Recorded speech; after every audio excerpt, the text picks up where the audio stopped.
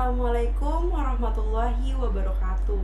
Nama saya Rifatul Akmalia Rahman, NPM 1119024. Yang terhormat kepada Bapak Bambang Sukamto SHMH selaku dosen mata kuliah Hukum Perlindungan Anak. Di sini saya akan menjelaskan tentang pemenuhan hak narapidana anak di lembaga pembinaan yang bukan khusus.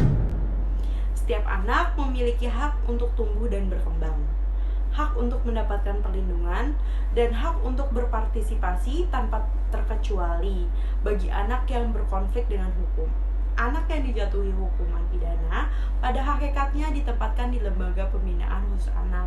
Namun saat ini masih banyak narapidana anak yang ditempatkan bersama dengan narapidana dewasa, sehingga pertumbuhan anak menjadi terancam akibat banyaknya hal yang negatif yang terjadi jika anak tersebut ditempatkan di lembaga pembinaan bukan khusus anak. Secara khusus, hak untuk bertumbuh dan berkembang, hak untuk mendapatkan perlindungan, dan hak untuk berpartisipasi. Hak narapidana anak yaitu perlindungan hak-hak anak pada hakikatnya menyangkut langsung dalam peraturan perundang-undangan, kebijaksanaan, usaha, dan kegiatan yang menjamin terwujudnya perlindungan hak-hak anak. Pertama-tama didasarkan atas pertimbangan bahwa anak-anak merupakan golongan yang rawan. Di samping karenanya adanya golongan anak-anak yang mengalami hambatan dalam pertumbuhan dan perkembangannya, baik jasmani, rohani, maupun sosial, perlindungan anak bermanfaat bagi anak dan orang tuanya serta bagi pemerintah. Maka koordinasi kerjasama perlindungan anak perlu diadakan dalam rangka mencegah ketidakseimbangan kegiatan perlindungan anak secara keseluruhan. Nah, mengenai pemenuhan hak narapidana anak, yang pertama, hak untuk bertumbuh dan berkembang. Hak untuk bertumbuh dan berkembang meliputi hak untuk mendapatkan makanan, minuman, dan tempat tinggal untuk memiliki tubuh yang sehat. Yang kedua, hak untuk mendapatkan perlindungan. Hak ini merupakan hak untuk mendapatkan perlindungan dari penyiksaan, bahaya, dan kekerasan. Hak untuk berpartisipasi. Nah, hak berpartisipasi ini hak untuk bergabung dengan klub atau pertemuan, serta hak untuk mengekspresikan pandangan dan opini. Nah, kemudian hak narapidana anak atau anak yang sedang menjalani masa pidana diatur dalam Undang-Undang tentang Pemasyarakatan Nomor 12 Tahun 1995 Pasal 14 Ayat 1 kecuali huruf G, yang isinya ini merupakan ibadah sesuai dengan agama atau kepercayaannya, mendapatkan perawatan baik perawatan rohani maupun jasmani, mendapatkan pendidikan dan pengajaran, mendapatkan pelayanan kesehatan dan makanan yang layak, menyampaikan keluhan, mendapatkan bahan bacaan, dan mengikuti siaran media massa lainnya yang tidak dilarang, menerima kunjungan keluarga, mendapatkan penasehat hukum atau orang yang tertentu lainnya, mendapatkan pengurangan masa pidana atau remisi, mendapatkan kesempatan berasimilasi termasuk cuti mengunjungi keluarga, mendapatkan pembebasan bersyarat, mendapatkan cuti menjelang bebas, dan mendapatkan hak-hak lain sesuai dengan peraturan perundang-undangan yang berlaku. Nah, kemudian dampak penempatan anak di lembaga permasyarakatan yang bukan khusus anak. Ada dua, ada dampak positif dan dampak negatifnya. Nah, dampak positifnya yang pertama, dekatnya jarak anak dengan tempat tinggal orang tua dibandingkan ketika anak ditempatkan di LPKA, sehingga setiap saat mereka bisa dijenguk sesering mungkin dan tidak menghabiskan biaya banyak untuk transportasi, apalagi mereka kebanyakan dari keluarga yang kurang mampu.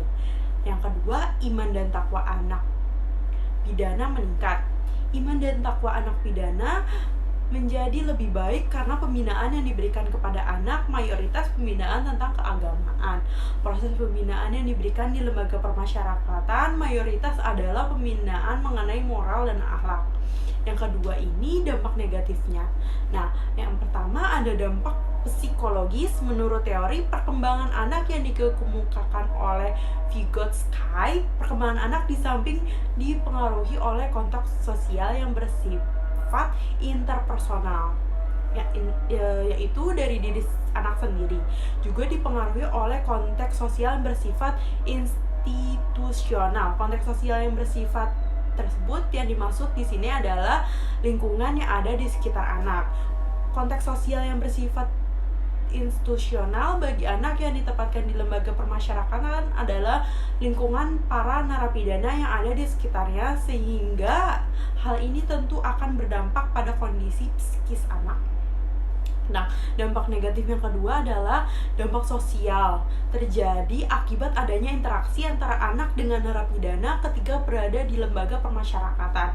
Narapidana yang merupakan orang dewasa akan memiliki kecenderungan dan mempengaruhi anak dalam proses interaksi, sehingga anak bisa mempelajari suatu tindakan pidana dari interaksi tersebut.